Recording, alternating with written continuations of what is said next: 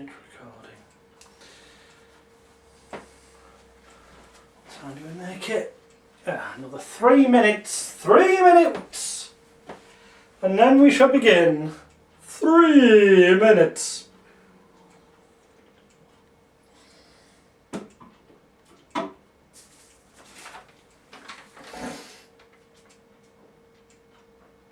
I better not scroll this out too much because I'm going to need it for next month. Yeah. It's a very good point.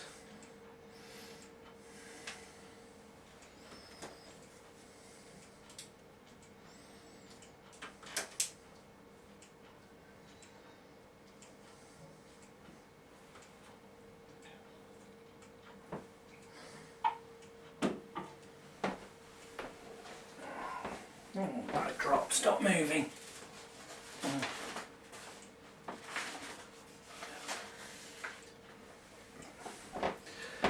Nearly quarter to.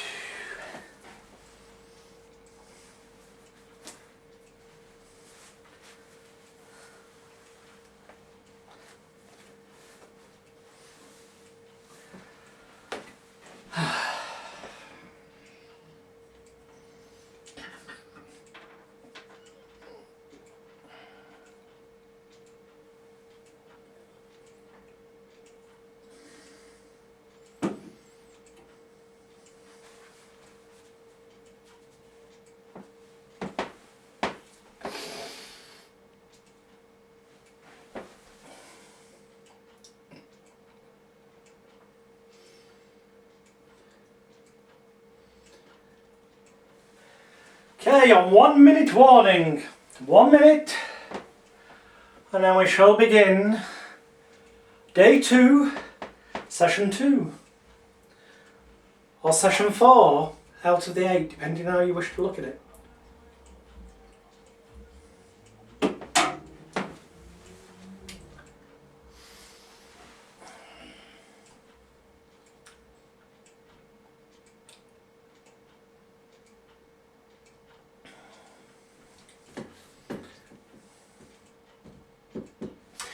Okay, it's pinged 1:45 on my laptop, so we are going to start again.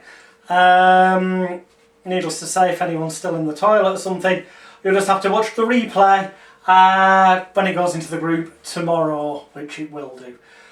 So, okay, where to begin this section? I think we'll mention the fact that I've spoken about havening briefly. I've deciphered what so-called EMDR is. There are numerous systems out there that are classed as meridian energy systems. Now, they will openly admit that they can be used in conjunction with hypnosis and hypnotic suggestion and all that kind of stuff. Some of them will even admit that a lot of it relies on hypnotic suggestion. The truth is that if you do that 0 to 10 ploy that I mentioned to you earlier, what you do in the middle is irrelevant. So it makes a mockery of it. And I've interviewed on hypnosisweek.com. Again, go to magicalguru.com, click on Hypnosis Week, go on the Celebrity Hypnotist YouTube channel and find the interview I did with Dr. Colin Barron, who paid £100,000 United Kingdom sterling, and I believe that was in the late 90s or early noughties, but so it was a lot of money, $100,000 sterling even rather, to get the voice technology system from Dr. Roger Callahan, who created a thing called thought field therapy, a meridian energy tapping system. And this voice technology system that he paid £100,000 for, and apparently enabled you over the phone to analyse someone's voice, I gather, and then compute for you to be able to tell them where to tap on their body, in what order,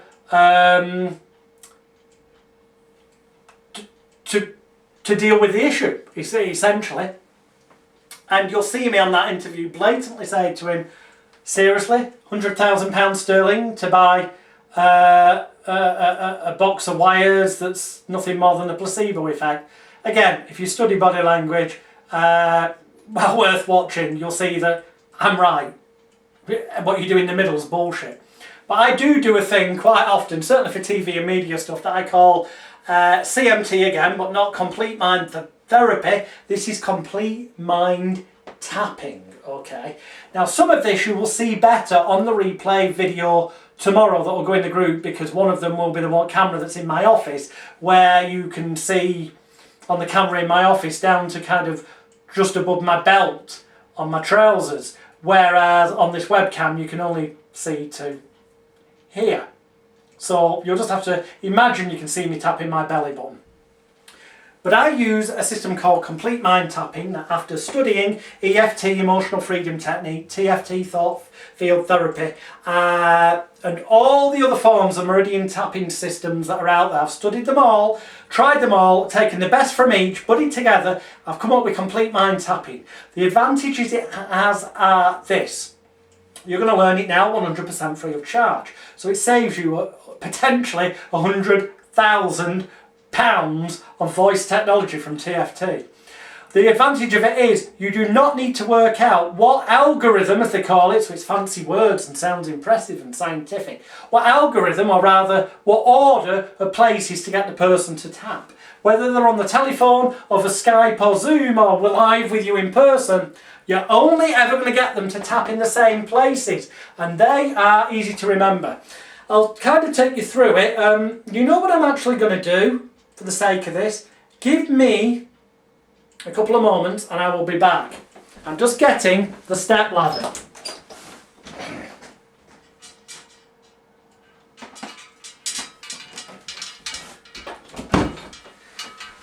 I could have just left it till tomorrow when you watch the replay, but you're not going to see my head now on the internet, but when I need to, I can go up the ladder. So, excellent. Right. Complete mind tapping is this. Well, imagine you are the client. If you want to do this at home, do it.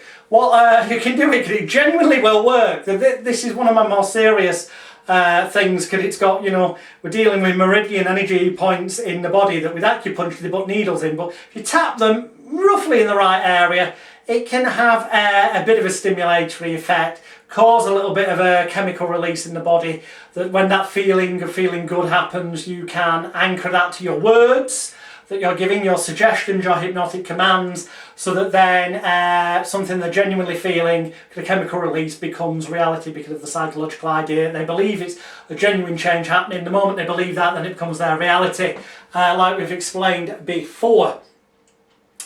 So, yeah, what I would say to them is close your eyes, take a nice deep breath in through your nose, and then out through your mouth.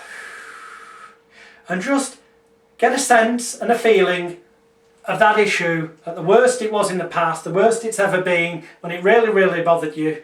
Just get a bit of sense of a feeling of that. Then open your eyes. I don't want you to get, you know, really emotional about this. It's like you're watching it from afar, but you can, like an observer, but you can get a sense of the feeling of it. Excellent. Now open your eyes and remember that 0 is down here, nothing. 10 up here is the worst it ever was in the past when it really bothered you, like pulling your hair out really, really bad. How high is up that number now? Let's say it's a 10. Excellent. Okay. We've got meridians in our body. You've probably heard of acupuncture, but that, you know, don't worry, not everyone likes needles. This is much safer because we're just going to stimulate the meridian energy points that are vital to our healing with our fingertips. So I'd just like you to take from your right hand, your forefinger and middle finger, so you've got 2 together. Yeah? And then what I want you to do is tap kind of here, the psychic third eye area, kind of there. Some people know it as the the crown chakra, the psychic third eye. It's kind of in line with where the pineal gland is, which is shaped like a pine cone, which it's why you're not supposed to, you know, use fluoride toothpaste, because it crystallises that and makes it less likely for you to be able to use your spiritual psychic third eye if you believe in that stuff. So just tap there 3 times, okay, so 1, 2, 3, excellent. And then you're going to hit your base chakra energy point. Your base chakra energy point is, the one in the office, I've got to go a bit higher, is just here, just below your belly button. So 1, 2, 3 on your base chakra energy point, that's excellent. And then 3 on your right shoulder, 1, 2, 3, just in that bit where your shoulder reaches, where there's a little kind of a dip there, and 3 on your left, 1, 2, 3, then 3 on your top lip, 1, 2, 3, then hum happy birthday.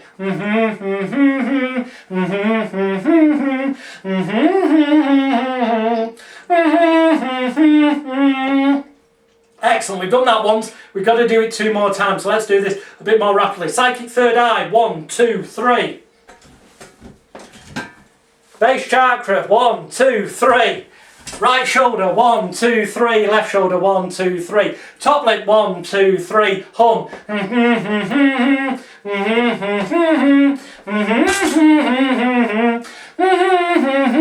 And one more time. Psychic third eye, 1, 2, 3. Base chakra just below the belly button, 1, 2, 3. The dip in the right shoulder, 1, 2, 3. Dip in the left shoulder, 1, 2, 3. Top lip, 1, 2, 3, and then hum.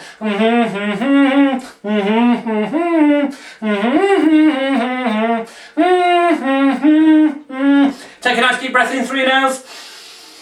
Then out through your mouth, just close your eyes and try and get a sense and a feeling of how it used to be in the past when it was the worst it ever was in the past. And notice how different that feeling sensation is right now. When you've got a sense of a feeling of how different that is right now, just open your eyes. Look at me and remember that up there's 10 as it was, you know, kind of in the past, the worst it ever was when you really pulled your hair out type of thing. And down here is 0, no, 0, nothing, gone completely right now. How much lower is that number right now? And that's the process of complete mind tapping. Now, if that number's mega low, I might say excellent. Does that, you know, do you feel any discomfort at all at that level? If they say no, I say, so you'd be happy to continue your life with it that low for the rest of your life, and when they say yeah, that's it, therapy done, they're cured. If it's not, you know, if it's gone from a 10 to an 8, you might have to do another repetition, another round of the tapping, but in sets of 3. The power of 3. Triangles are made up of 3 sides. The pyramids, which were originally the Egyptian sleep pyramids, where hypnosis suggestion first comes from. Power of 3. It's the conscious, the analytical critical area, the unconscious subconscious mind. 3 parts of the brain. There's the past, the present, the future. That's why you always see politicians when they're doing speeches. They'll tell you what they're going to say, they'll say it, and then they'll tell you what they've just told you. It's the power of 3, repetition. Also, with something daft like getting them to tap, 3 times psychic third eye, base chakra just below the belly button, right shoulder, left shoulder, top lip, and then humming happy birthday, and doing that 3 times. It seems so ridiculous that surely the only reason you get people to do that is because it's got some therapeutic value, and because the psychic third eye is an energy point, a meridian, as is the base chakra located just below the belly button. It really is. The books out there, New Age Galore, will tell you that's true. Right side of the body controls the left side of the body, the right side of the brain controls the left side of the body, the left side of the brain controls the right side of the body, and vice versa, hence we get both sides tapped. Top lip, it's just the face, it's the whole area. And then humming happy birthdays, because birthdays generally speaking have a positive connotation for people. Some people will have bad memories, but don't worry, that is why we use certain phrases that I'm going to teach you in a moment to avoid any potential negative connections. Also there, in a way. Just to remind myself of the 2 really key phrases. By the way, a lot of what I've just told you is completely not a bullshit. Or it's true if you want to believe it. There are books that will tell you your psychic third eye is there, it's where the pineal gland is. And it is. That's not why I'm tapping it. There, it's just because it's an easy memory aid for me, as I'll tell you in a minute. And the base chakra is located just below your belly button. And that is your right shoulder, that is your left shoulder, and yes, there is some truth that the left side of the brain apparently controls the right side of the body, and the right side of the brain controls the left side of the body. Whether it's true or not is irrelevant, but people have heard about it and it's said in books, so it sounds believable, because for this we don't use science, because science cannot explain what I do. Instead we use pseudoscience, okay? And that can explain what we do. The truth is this, that I remember it because of this saying. I remember where to tap them, and it doesn't matter what their problem is, I always get them to tap in the same place.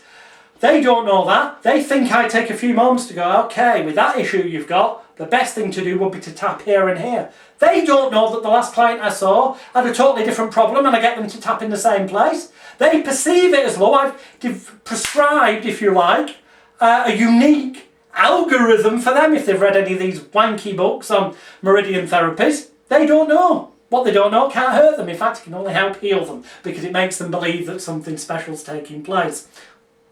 What I'm really doing is I'm getting them to tap 3 times in every area because of the power of 3 and repetition, and because it seems so ridiculous that it must therefore have some worth to it. That's the rationalisation of psychological process. And I'm kind of remembering it by the old gag about the Catholic Church, how they pray, which is spectacles, testicles, wallet and watch. So spectacles, testicles, wallet and watch. That's what I'm remembering in my head. Spectacles, testicles, wallet and watch. And then, I can't believe I'm saying this, I better shut up. That's why it's on the top lip. And then, you know what? It must be my birthday. They're actually paying me to do this nonsense. And I always have a quiet giggle inside when I get them to hum the happy birthday bit because they're paying me a vast amount of money for this nonsense. And that's how I remember it. Spectacles 3 times, testicles 3 times, wallet 3 times, watch 3 times. Can't believe I'm saying this 3 times, hum happy birthday, and do it in total 3 repetitions, 3 rounds of that algorithm, but in conjunction with the 0 to 10 ploy that I've taught you, which can be used with any important seeming process in the middle. It works amazingly well, and it can be quick for TV and radio shows and public demonstrations, or it can be quick at the start of a longer therapy session, because somebody books, say, an hour with you because they're used to booking an hour of a professional's time. You know, solicitors charge by the hour or part thereof. Legal consultants do, lawyers do, high level surgeons and medical consultants charge by the hour, private ones. So they're used to that, so that gives you a connotation psychologically of being on the same level as these professional types when you're charging for at least an hour of time. The truth is, you could in 5 minutes have got rid of their problem because of all the stuff we explained yesterday, because this process would enable them to get rid of that self-blame, shame, guilt and regret. But then they might think, I've paid a hell of a lot of money for this, and they might feel as though you've not paid them enough attention. They might not feel loved, wanted, needed, appreciated. I won't repeat it all, but the stuff we talked about yesterday. So in order to make them feel worthwhile, they need special attention paid to them for about an hour at least, so that they can rationalise to themselves what they paid for, so that they feel special. So they can feel the magic wand that I talked about yesterday. So they've got long enough to have a bit of a kip on the couch to go to sleep because you've turned the heating up and you've dimmed the lights and all the other stuff I talked about yesterday.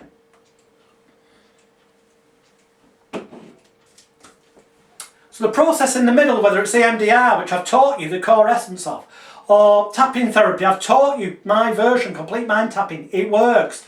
Or whether it's hugging, do that, it'll work. You don't need different algorithms for different things. You only need that if you believe that and transmit that belief to your client. If you believe that you only need one process, but you transmit to your client that you've come up with something specific and special to them, they don't know any different. You just pause, a bit of acting. Excellent, so that's your issue. You know what I think the best algorithm for you, the best process will be to tap here 3 times, then here. If you do it with enough conviction and confidence, they'll buy into it and believe it. Because of the diplomas on your wall that you've got, the ones that I'm giving you with this course, and maybe the other 18 in total that you can get in the Elite Hypnosis Bootcamp that relate to all those different logos I showed you yesterday. Yeah.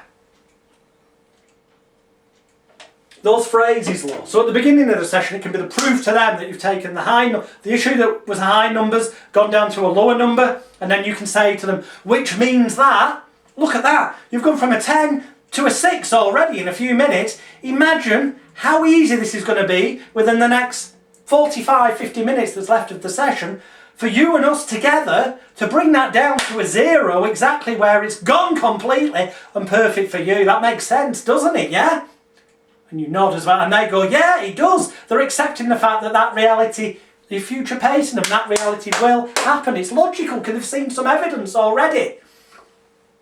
And you're going to use, maybe before you do the full complete mind therapy session, one further convincer that convinces them totally that when you, the hypnotist, give them suggestions, or rather commands, of what will take place, of what they will imagine, what they will think, what they will feel, etc., that when they then imagine it in a way that feels right for them, and I'll come to what that means in a minute, that it becomes their genuine reality.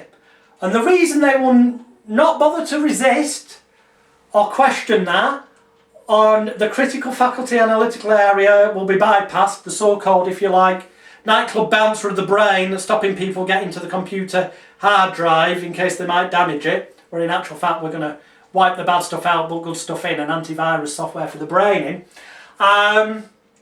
It's because they've seen undeniable evidence and they've experienced it. They cannot deny they gave this number and had a feeling that was at that level of number, and then a few minutes later they had a lower number because they had a lower feeling. A genuine change has occurred. They cannot argue it. They know for themselves. They are a believer. Praise the Lord.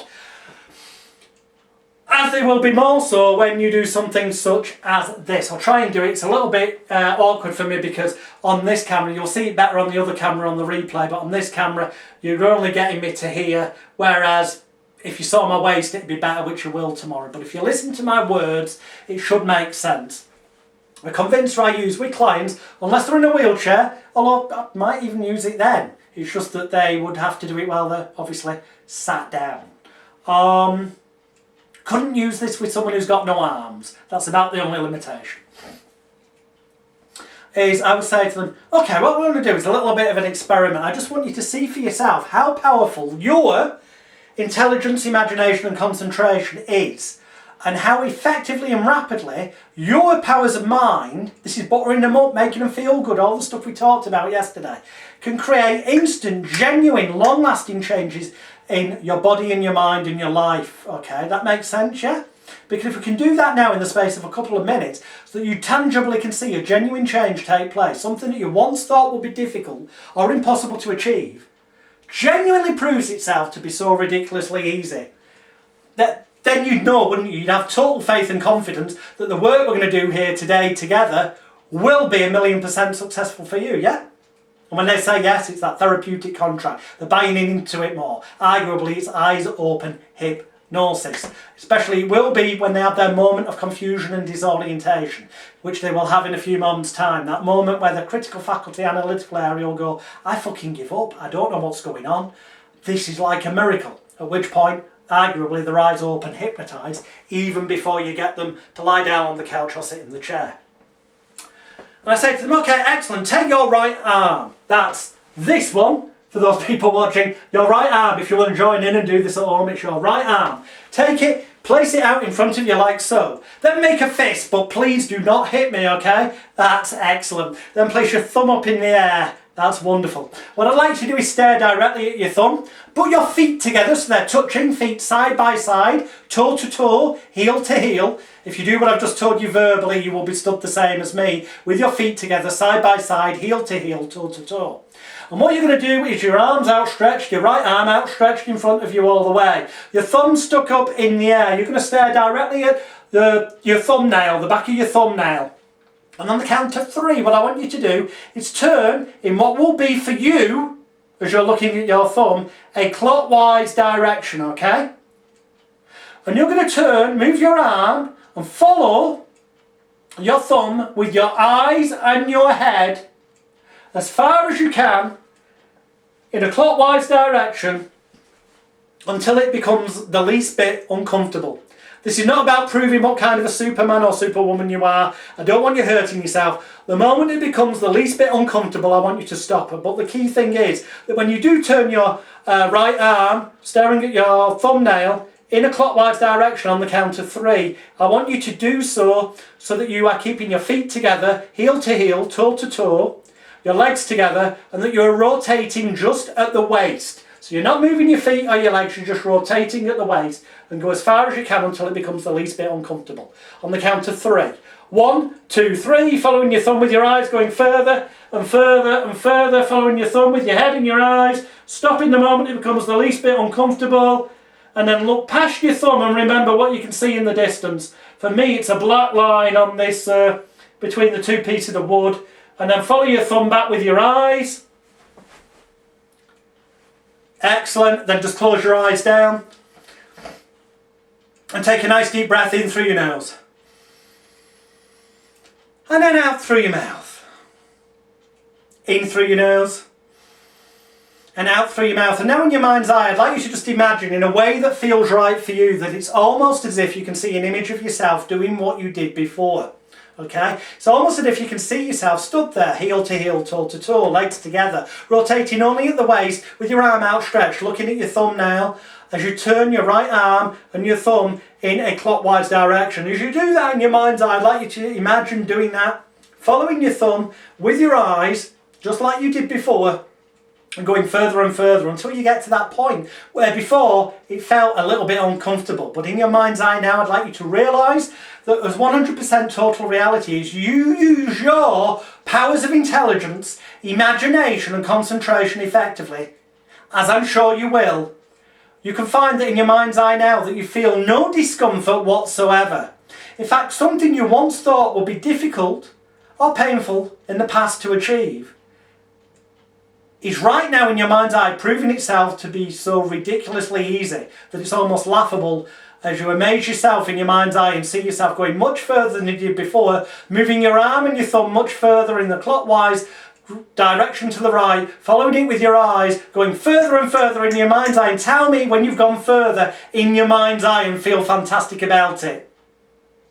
Excellent, so you've done that. In which case, open your eyes, feet together as before, heel to heel, toe to toe, legs together, rotating only at the waist, right arm out in front of you, make a fist, thumb up, you're going to stare at your thumbnail, on the count of 3 you're going to turn your arm in the clockwise right direction like you did before, following your thumb with your eyes and discovering new reality. 1, 2, 3, going further and further and further and further and further and further and further and further and further and further and further and further and bring it back.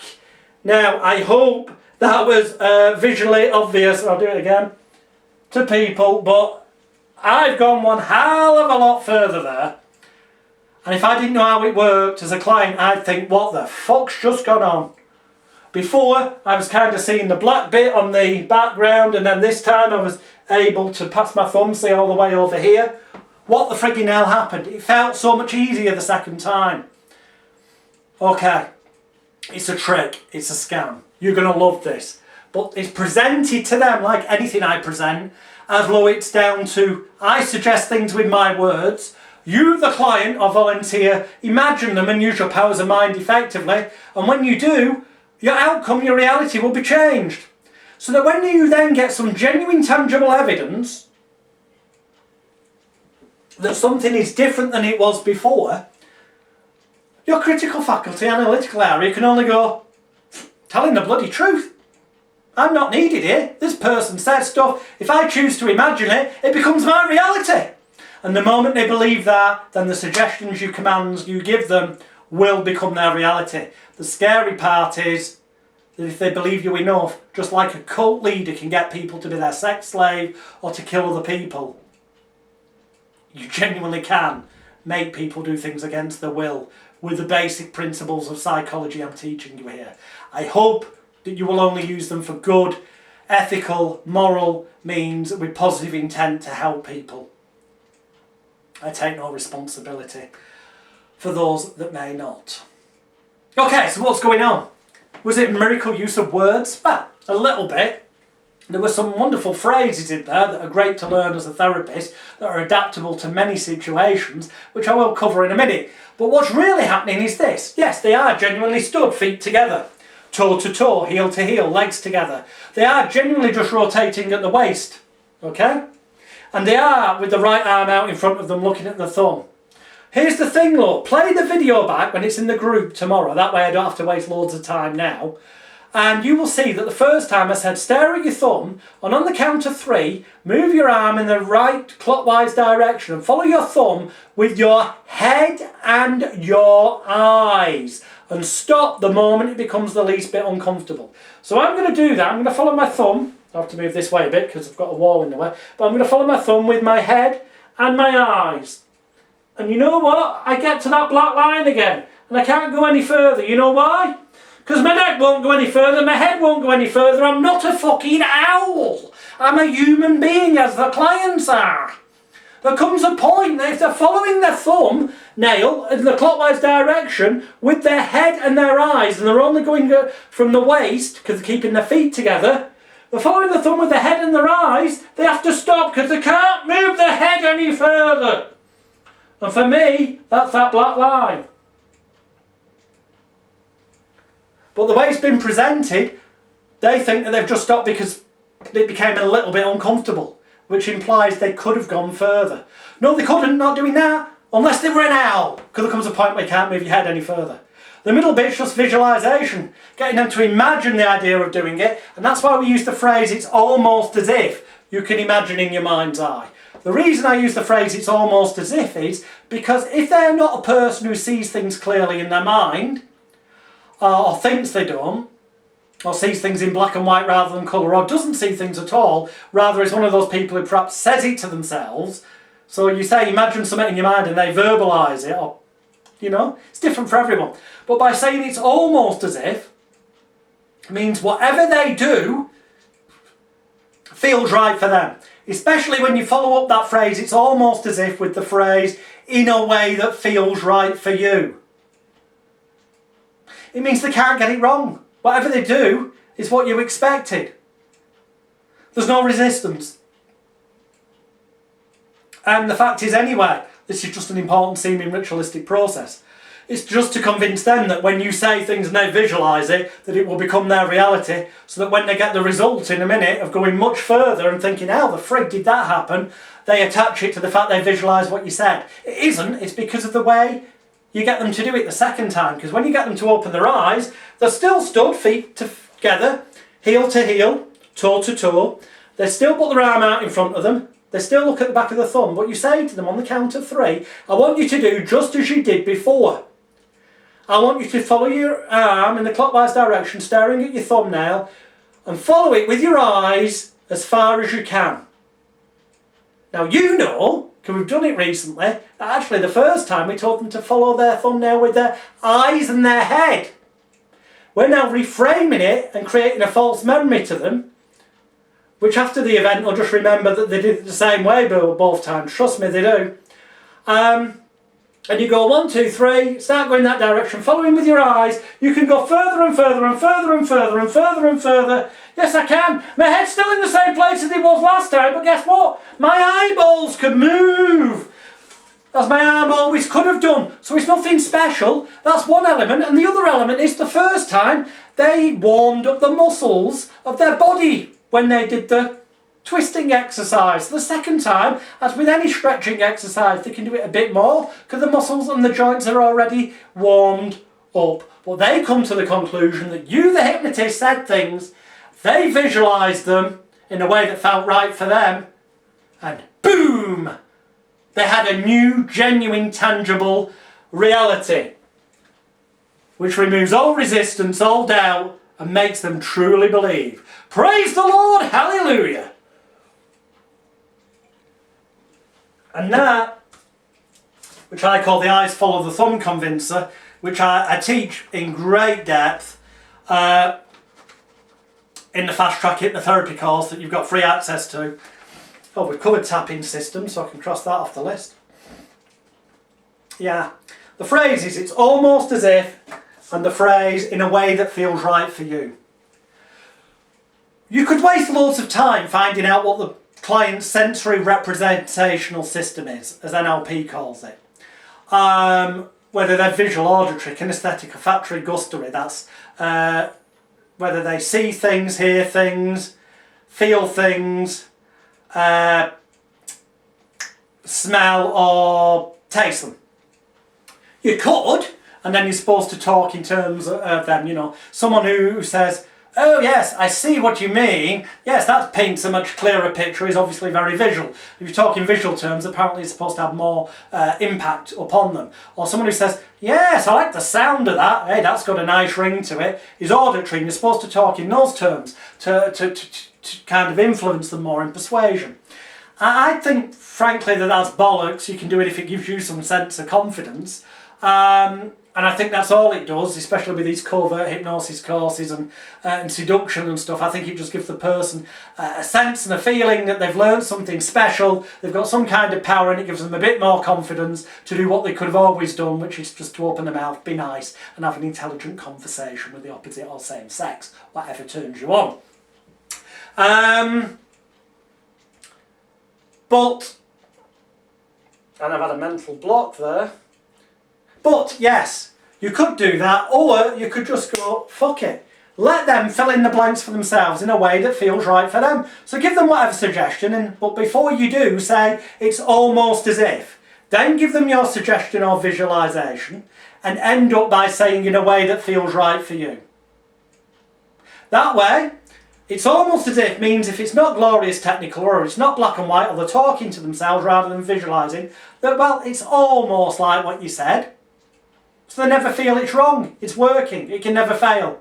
And by at the end, but in a way that feels right for you, it gives them permission for doing that. And when they feel good, they feel loved, which goes back into all the stuff we talked about yesterday, helping them leave behind that self-blame, shame, guilt and regret. So, another lovely phrase to tag on to suggestions, especially if they've got any kind of potential emotional major trigger force to them that we spoke about and given examples of before, is in a calm, safe and secure manner. It's the power of three again. Calm, safe and secure. I use this especially with like the staircase of relaxation, the deepening technique. Imagine yourself going down this staircase with 10 steps. Some people could be shit scared of heights. They might live in a bungalow on purpose. And you mention a staircase, suddenly they could have an abreaction, i.e. an abnormal reaction, a fear, a scare, what the fuck's going on, I don't want to think about that. But if you very quickly say, I'd like you to imagine it's almost as if you're at the top of a staircase, but it's a calm, safe and secure staircase in a way that feels right for you. It's almost as if means, well, it's almost like a staircase, they could choose it to be a lift if they wanted, or they could choose it to be whatever the fuck their mind conjures up, that to them fits with being calm, safe and secure and in a way that feels right for them. So it will always feel right, safe, calm, safe and secure for them. It will feel... So it will work better. You can't possibly get better than that which the client has conjured up for themselves. Other than when you're giving them direct painful suggestions, but then you're going to do it in a manner where the clients come up with it themselves anyway, because you're going to use the answers they've given you to the questionnaire, which I'm going to cover before we get finished tonight.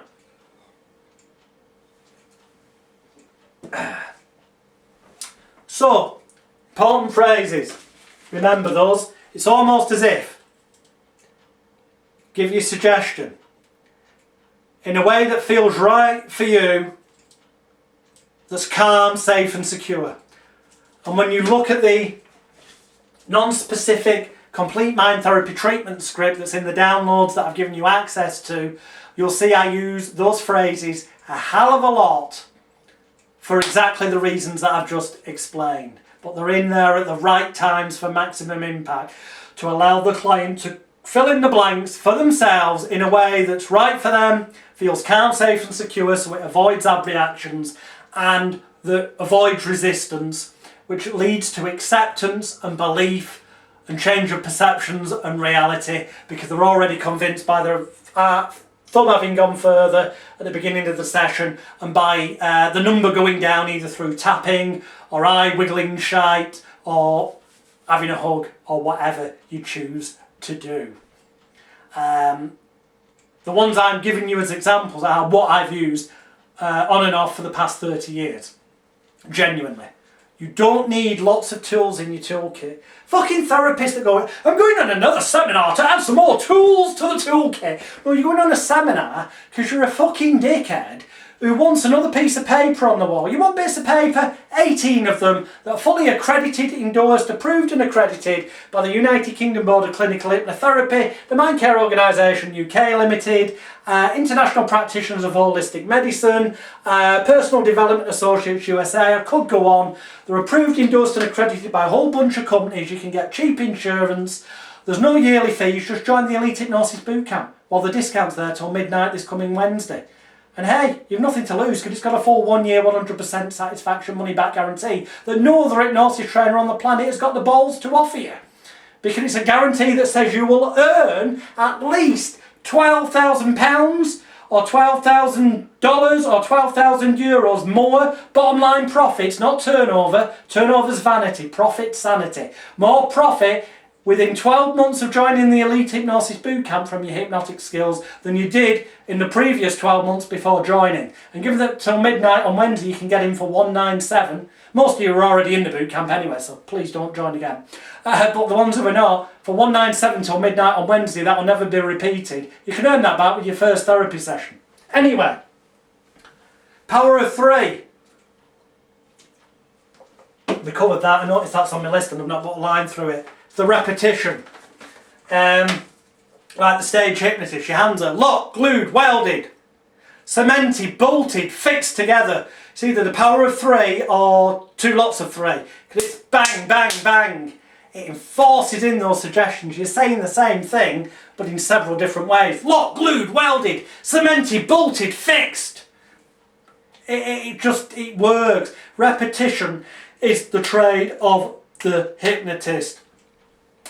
Because that's what people expect it to be. We talked about expectations yesterday, and rather than blowing them out of the water, going with their incorrect expectations and preconceived ideas and providing that so they feel the magic wand's been there, so they feel like they've been in that deep zombie trance state, so they wake up at the end of the session going, what the hell, I've been out of it, what's gone on, and genuinely believe they've been hypnotised, the magic wand's been changed, and given that at the beginning the thumb went further, that the number came down when they did the tapping or the hugging or the eye movement in.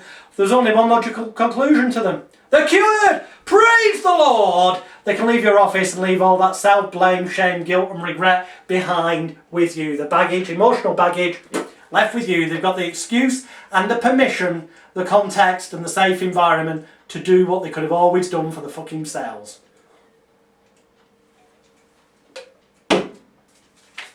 If it wasn't for the fact that their little inner child voice, that program running in the personal laptop computer that was formed more than likely from the age of 0 or 7, or if it was formed by an event after that, it was the reaction to that event after. The reaction to the event was based on the programming from 0 to 7.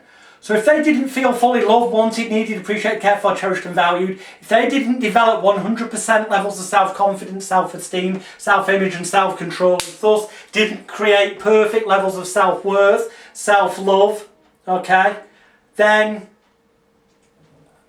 that's how they're going to react to things in life based on that 0 to 7 programming. So we need to go in, as we spoke about, with Ape Tamed or Apet and change the pictures in the filing cabinet so that they react differently and so that they do feel like they're a worthwhile, positively empowered individual capable of anything and everything in life. And that metaphor we're giving them through the session as well, because we're saying to them, look, wow, look, in the space of a few short minutes, you've gone from a number 10 down to a number 6. Imagine what we can do over the next 50 minutes together. We can do way much better than that, but that was amazing, wasn't it? When they say yes, and then their arm goes further, well, their thumb does. They get a genuine, tangible piece of evidence that something, again, has worked. That's the number 2. Then logically the third thing will, and the resistance has gone. You've already got critical faculty bypass before you ever get a start closing their eyes, so-called formal trance induction, and ta-da! The rest is just killing the time and boring them to sleep in a dim room with aromatherapy relaxation, oils burning, with winky wanky relaxation music in the background, the blinds closed, either just a candle light or a dim lamp, blanket over the legs, you want them really warm, basically then boring them with a progressive relaxation induction, the scripts in the fast track hypnotherapy package and in the cured and CMT package.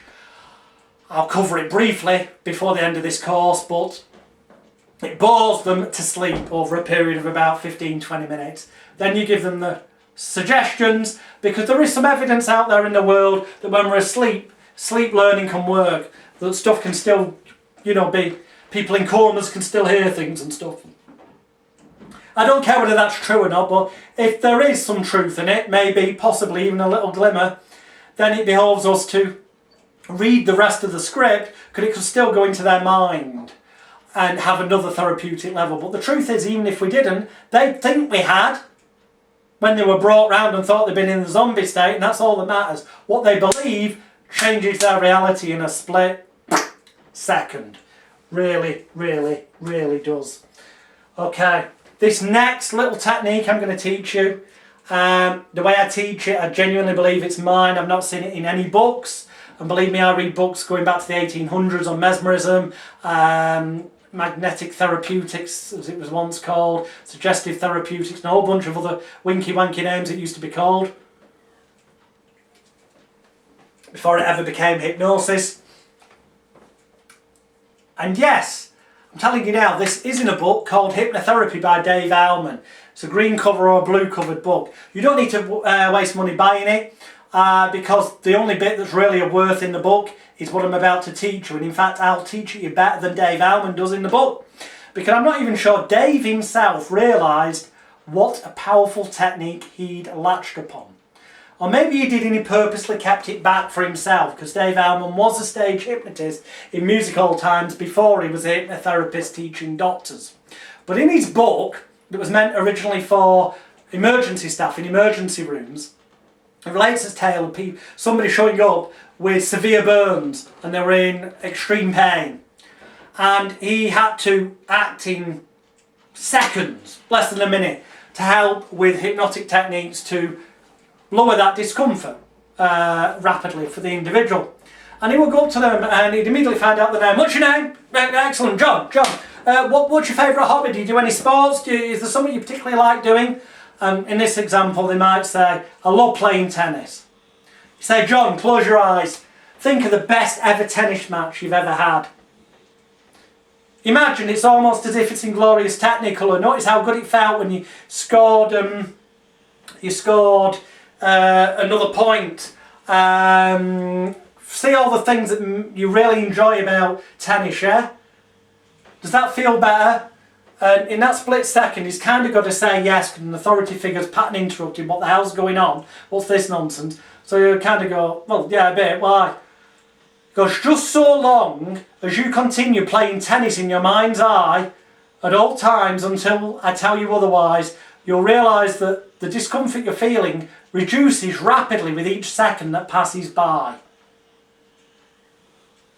We're no longer using the word pain. So by immediately changing it to that discomfort is reducing rapidly. The idea is he's got the person close their eyes, go inwards, which arguably is hypnosis. Visualise something that they really enjoy. So therefore, when they're enjoying doing that, they've got state-dependent memory, learning and behaviour. It would be when they felt pleasure, when they felt relaxed, calm, confident, enjoyment, the direct opposite of pain or discomfort. So he's eliciting those positive feelings to help distract from the pain the person was feeling, and then he starts to talk in terms of discomfort rather than pain, so it's a suggestion that it's reducing, and it genuinely does work, and he had great success with it. And I looked at this and I thought, either A, Dave Owman purposely didn't share what I've worked out with anyone, because he knew how fucking brilliant it is. And I am going to blow my trumpet here and say that this is worth, I paid $47 for this course. I mean, if this ever does sell on video, if it ever does, it's going to be at least $500 just for this course alone. And that will be a bargain, because people can earn it back with 1 or 2 therapy sessions. But this one technique I'm going to tell you in the next 5 minutes is worth $500 alone. So confident I am in that I'm going to tell you this. If you like this technique and can see the power of it, how useful it is both for hypnotherapy, stage hypnosis, street hypnotism, public demonstrations to get therapy clients, going into corporate companies, in fact for TV, radio, media, for any possible situation you could ever find yourself in. If you can see the power in this, then I promise you that inside the Elite Hypnosis Bootcamp, there is stuff that is 1,000,000 times better than what I'm about to teach you. And as I said, until midnight on Wednesday, you can get it all for just £197. So here is the thing. Dave Almond, I think, probably did know this and just kept it back on purpose, because he was a stage hypnotist as well as a therapist. I looked at that and I thought, great technique, slight pattern interrupt, there's a slight element of disorientation and confusion, what the hell you on about. Then there's a logical element of, well yeah, if you get them thinking about something they enjoy, then, you know, it's going to have that state dependent memory learning behaviour factor. And then there was the one bit that I've left off, that he tells them, just so long as you keep playing tennis in your mind's eye in that example, yeah, the discomfort will continue fading down lower and lower, more rapidly. And you can just prove this to yourself by continuing to play tennis in your mind's eye. Now, that's kind of weird language. You can just prove this to yourself by continuing to play tennis in your mind's eye. Deciphered, what that's kind of saying is, keep playing tennis in your fucking mind's eye, otherwise you'll start feeling pain again. But if you mentioned the word pain, that could be a negative suggestion. But deciphered, that's what the computer in the, you know, is kind of interpreting it as. It's kind of saying, so keep doing what I fucking told you and you'll be fine. Don't do it and you won't be. Go on, prove to yourself you're not a stupid fucker and do the logical thing of doing this right. That's what the meaning of that innocent phrase gets interpreted as. Okay? And I thought, that's it. You just need to be able to do that. Fuck a long courses on street hypnosis. Get this. You go up to somebody, you take the hand, you place it against the wall. There's a wall there, it's not on camera I'm afraid, but against the wall, or on the head, okay, on the head, yeah? And you say, excellent, just close your eyes. I'd like you to imagine in your mind's eye that someone's taken the world's strongest super glue and they stick the palm of your hand to the top of your head so it's locked, glued, welded, cemented, bolted, fixed in place on the top of your head. And just so long as you use your powers of intelligence, imagination and concentration effectively, as I'm sure you will, then you will find that you are able to prove to yourself you've done this correctly and that your hand is now stuck to the top of your head. Go on, Dave, just prove to yourself you've done it correctly and just try to lift your hand off your head. You can't. The more you try, the more it sticks. Just try. The more you try, the more it sticks until I stamp my foot on the ground and then your hand comes off your head. And that is what will happen. And if you want to see a prime example of it, go on magicalguru.com, click on my therapy page on there, and you will see a video of me doing a whole bunch of stuff with a random stranger where I've not done any pre-show work with them, I've not done any formal hypnotic induction, and I stick the hand to the head, make them forget their name, make them not be able to count, say I think they're number 7, make them think they get an orgasm by rubbing the finger, all through just suggesting it to them, tell them what's going to happen, when it's going to happen, how it's going to happen, and telling them that so long as they use their powers of intelligence, imagination and concentration effectively, which deciphered means I'm actually saying to their unconscious mind, you're a thick fucking bastard with no intelligence, imagination and concentration if you do this wrong. Onus is on them. But it's not perceived that way by the audience or people watching, then you'll be able to prove to yourself that you've done this right.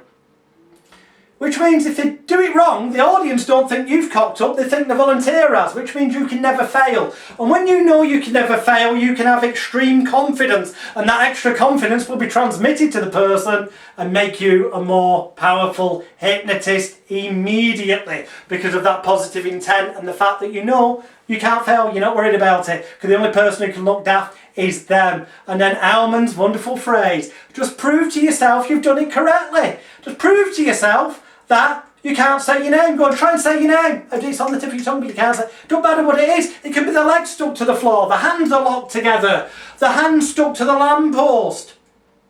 It doesn't matter what it is, because you've told them what's going to happen, when it's going to happen, how it's going to happen. Get them to visualise it in their mind's eye with their eyes closed, open it, and then prove to yourself you've done it right. Ta-da! Instant stage hypnosis, instant street hypnosis, even with sceptical twats who are awkward fuckers, because they realise at an unconscious level that if they don't do it, they end up looking a cunt. You don't, they do. And you can amplify that, because if anyone doesn't do what you do, you go, oh dear, never mind, off you go and join the other rejects in the audience or something, if it's a hypnosis show. You make them look a bit daft. So that anyone who's left on stage thinks, I don't want to look stupid like that, and they become more compliant. And, you know, social compliance kicks in even further, and obeying the authority figure, the perceived authority figure, the hypnotist. But hey, apart from the fact that they've already got the perfect excuse to remove all self-blame, shame, guilt and regret, and make a tit of themselves without any blame coming back on them, because you made them do it. But I promise you that, which I call almonds, just prove to yourself, you can use that to lock people's legs to the floor, hands to the heads, hands to tables, you name it. You can practically do a complete hypnosis show using that technique.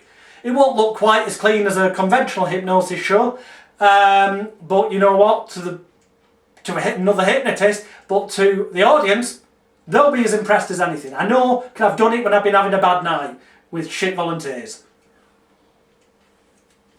And you can too. Built in at the start of that almonds just proved to yourself bit was linked in with my IIC syndrome. Many books have covered similar, but I believe mine was the first in print that puts it in the order of intelligence, imagination and concentration, and calls it the IIC syndrome. Can't find any books predating mine. They've got the same elements, not in the order. It's just easier for me to remember, IIC syndrome. The idea that just so long as you use your powers of intelligence, imagination and concentration effectively, then this will be 1,000,000% successful for you. Deciphered, you basically told them they're a thick fucking bastard and it's all their own fault if they don't do what you've told them. Tied in with all the other psychological ploys we've talked about, hopefully you can start to see how this stacks up and starts to work wonderfully in your favour. Okay. Got about half an hour left for today. So, there on my notes have I got to? Are we on track? We are. I'm going to briefly cover stage hypnosis because this is also relevant to public demonstrations, it can be.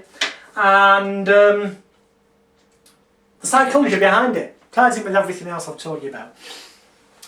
It is said, and I have it on good authority, that the late Robert Halpin, who was a Scottish, I believe he was Scottish, stage hypnotist, he certainly lived in Scotland anyway, for a long while before moving to London, but he regularly, he'd do like 8-week runs, 7 nights a week for 8 weeks at a time at the Glasgow Pavilion Theatre in the 70s and 80s. He was making absolute fortunes. He was bloody massive. And apparently he was having a really, really bad night. Late night, it was the midnight show, Glaswegians pissed up. Everyone has a bad night occasionally, simple as that. And nobody was doing what he wanted. They weren't apparently going under. So he stopped the show, he said, you know, we're going to have a break, then we'll come back, I'll ask for more volunteers. But he knew full well he was on a hiding to nothing. So in the interval he conjured up a scheme. Or maybe it was just a case he'd used this ploy in the past. But let's imagine he conjured up a scheme. He went back on the second half, asked for volunteers. They looked as bad as they did the first lot. But but he appeared to the audience to go across them all, get them to stare at a light, snap his fingers and ba-doom, ba-doom, ba-doom. One by one, he snapped his fingers in front of the faces, they all went. The old eyes closed, heavy head against the chest, body slouched forward. What looks like somebody suddenly going sleep, slouching in the chair, hypnotised as people expect to see it. So the audience are convinced. And when he told them to do things, they did. So everyone believed they'd seen a comedy stage hypnosis show. The only thing is, and he never met any of those people before, he genuinely hadn't. But what he did was this. At the end of the show, he left them with one comedy suggestion. He went, in a moment I'm going to wake you all up. I'm going to count from 1 to 10. On the count of 10 then and only then. You'll open your eyes. You'll instantly be your normal self. All the suggestions tonight will be completely cancelled out in every way except for this final suggestion. And this final suggestion is that when I awaken you, you'll remember the final thing I tell you. 1, 2, 3, lighter and brighter. 4, 5, 6, everything cancelled out except for the final thing I say to you. 7, 8, 9, and on 9 you realise in a moment when I tell you to open your eyes, you'll open your eyes, and you'll think that I offered you £50 to play along, and the more the audience tells you that's not true, the more angry you'll become. Wakey, wakey, rise and shine, ba-doom. He walked off stage, audience clapping. If you were a fly on the wall, the people afterwards were going out to the audience going, for sure, that bastard's ripped me off, he owes me 50 quid. Why is that a shit Irish impression rather than a Scottish one?